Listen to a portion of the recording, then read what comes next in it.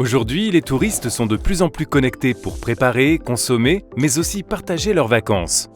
Les acteurs du tourisme doivent en permanence et rapidement s'adapter pour répondre aux nouvelles attentes des clients et travailler avec de nouveaux partenaires, à l'instar des grandes entreprises numériques qui se sont imposées ces dernières années. Pour répondre à ces enjeux, les acteurs institutionnels pourraient travailler de manière isolée. En Bretagne, plusieurs acteurs ont, au contraire, choisi de se regrouper pour mutualiser leurs réflexions et pratiques afin d'assurer aux touristes le meilleur parcours client, mais aussi afin d'optimiser leurs moyens humains, techniques et financiers pour gagner en performance. C'est le projet Ibrez Connexion. Aujourd'hui, Ibrez Connexion, c'est une démarche collective dont les travaux ont regroupé plus de 200 personnes représentant une centaine de structures pour faire de cette ambition une réalité.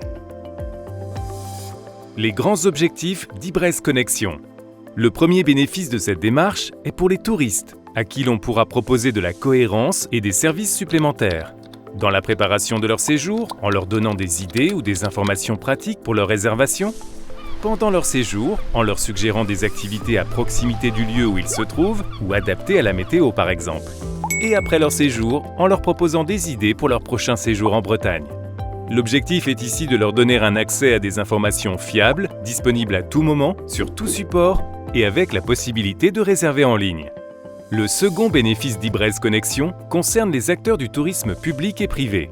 Cette démarche leur permettra de mieux connaître les clientèles pour leur proposer des offres adaptées à leurs demandes, de développer des expertises plus fortes et donc une montée en compétences collectives sur les outils digitaux, et surtout de réaliser des économies de coûts et ainsi bénéficier d'outils et de fonctionnalités performantes qu'ils ne pourraient financer seuls. Par exemple, la mise à disposition d'un outil de vente en ligne permettra aux professionnels de diffuser leurs offres aussi bien sur l'ensemble des sites institutionnels que sur les plateformes nationales ou mondiales. Enfin, le troisième bénéfice est pour les territoires.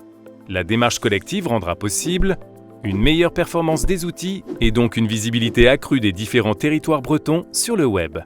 L'enrichissement de l'offre de son territoire avec celle des territoires voisins, tout en maintenant la spécificité et l'identité de chaque territoire. L'augmentation de la consommation touristique grâce à des offres mieux identifiables et réservables en ligne.